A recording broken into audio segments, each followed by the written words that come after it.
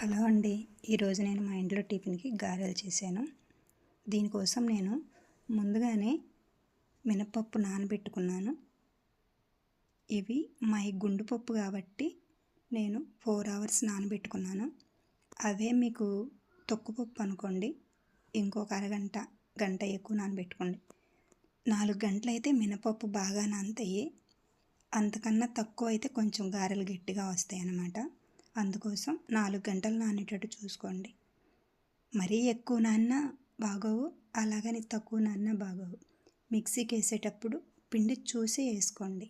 మరీ మెత్తగా వేయొద్దు, అలాగని పలుసుగా వేయొద్దు. పిండిలో ఎక్కువ వాటర్ లేకుండా చూసుకోండి. ఎందుకంటే వాటర్ ఎక్కువైతే పిండి పలుసుగా అయిపోతే గారెలు నూనె ఎక్కువ లాగేస్తాయి అన్నమాట. అందుకని చేత్తో చూసుకొని కొంచెం పలుకుండేలాగా, మరీ మెత్తగా లేకుండా వేసుకొని పిండి మొత్తం ఒక గిన్నెలో వేసి పక్కన పెట్టుకోండి.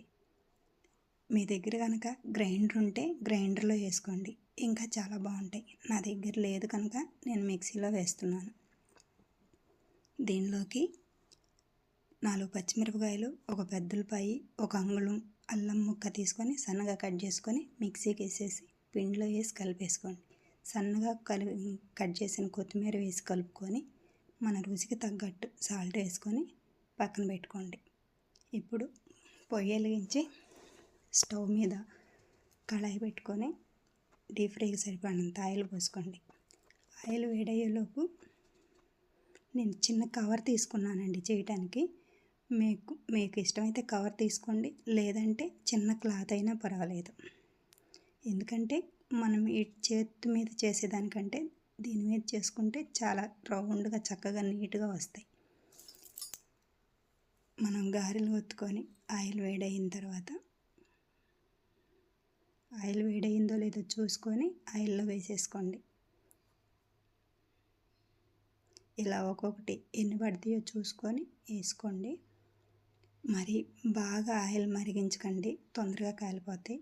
నా ఛానల్ సబ్స్క్రైబ్ చేసుకోండి, ప్లీజ్ లైక్ చేయండి, మర్చిపోవద్దు.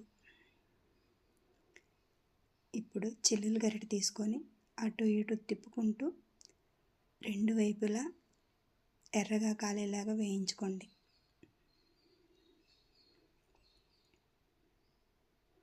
మరీ హై ఫ్లేమ్లో పెట్టి కాలిస్తే తొందరగా పైన రంగు వచ్చేస్తాయి, లోపల పిండిగా ఉంటుంది.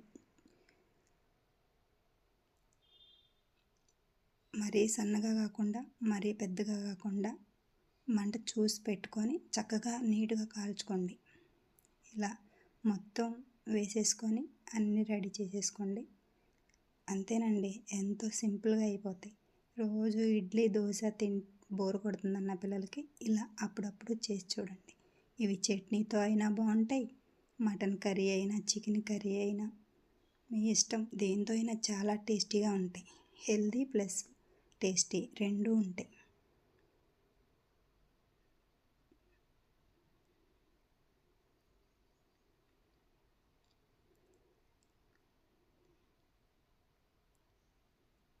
ఎక్కువ వేసుకోకుండా చూసి వేసుకొని కాల్చుకోండి. ఒకేసారి ఎక్కువ వేసినా కూడా సరిగ్గా రావు.